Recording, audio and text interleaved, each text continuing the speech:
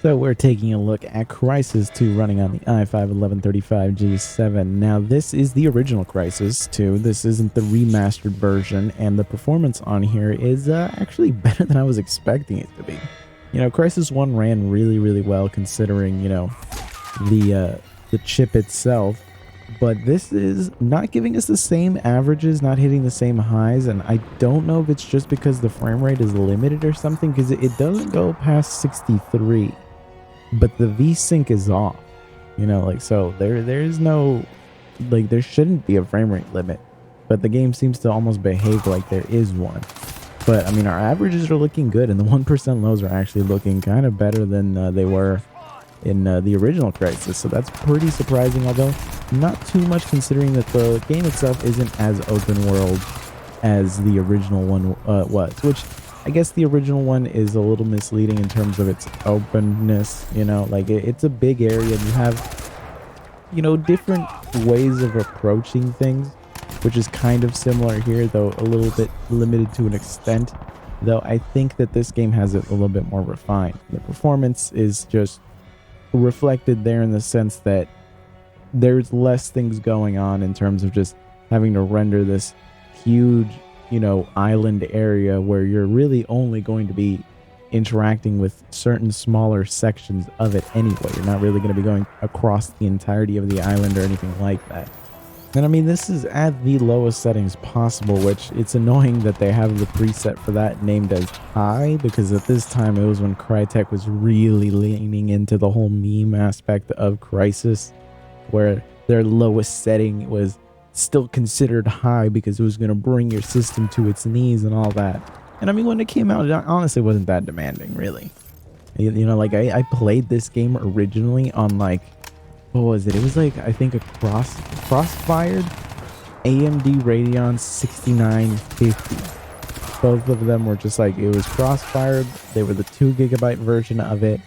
And I mean, I was playing the game, you know, it was great. I think this was actually one of the only games where Crossfire truly worked as Crossfire.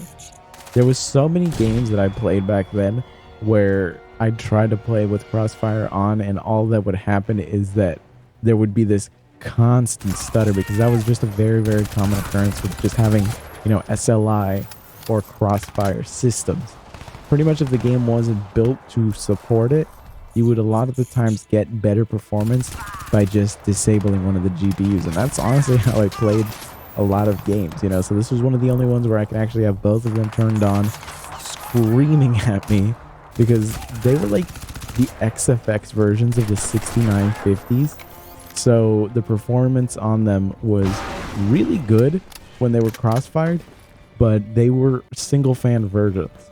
So when they were just next to each other, they were just screaming because of the heat, and it was not a pleasant experience having to listen to that. But I mean, if I was running a game like this at like 90 FPS, I was having a great time, you know.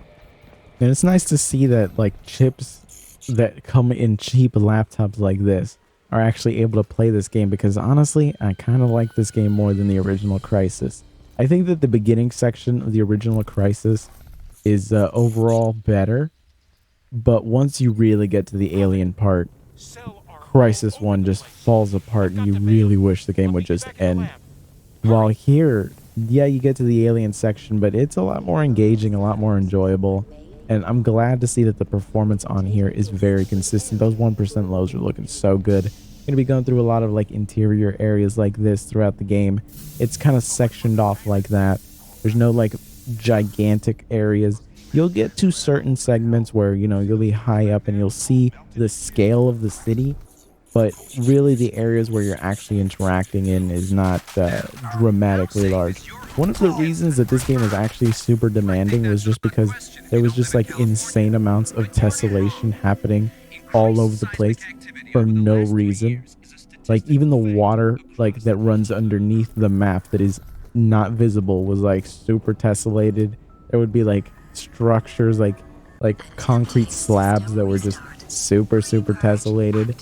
So that's one of the reasons that the performance on this game itself was just really bad back in the day. But honestly, it seems to be handling all of this perfectly fine at quote unquote high settings, which again, it's just the lowest setting themselves, but the performance isn't bad, and like the visually it looks pretty good. This looks like a Crysis game, you know. Like I wouldn't say like, oh, these are bad visuals or anything. Definitely a bit dated, you know. If you look at the textures, you'd think like, oh yeah, this is definitely an old game. But that's really, it just comes down to the fact that we don't have the HD textures on, because, you know, we're running on like actual like the actual system, or like memory, not dedicated VRAM or anything like that. So I just figured, why, you know, torture this machine any more than it has to be. Yeah, you see, like it doesn't go past 64 or anything like that for the FPS, and I don't know if that's just like a limit there, or if that's just really what the system can only produce. But the whole experience of playing this was just super smooth and had no issues whatsoever. I never once felt like I was being held back by the hardware, and that's really all you can ask for in these kinds of situations. Like, remove the FPS counter. Are you having a good experience if you're just not looking at the numbers 24/7? And if the answer is yes, well, then you got a winner here. And I would say that Crysis 2 is surprisingly a winner. So I'm very, very curious now to see how Crysis 3 is going to be handled on here, because this was a surprise to me. I was genuinely expecting this to be like 30 frames per second for the most part, just because, again, the tessellation was what I was expecting to just destroy this experience. But anyways, that is it for me, guys. Thank you for watching. Be sure to subscribe if you're not subscribed. We're definitely going to be looking at Crysis 3 soon. It might actually be the next game we look at, who knows. But for sure, subscribe for more, and I'll see you guys.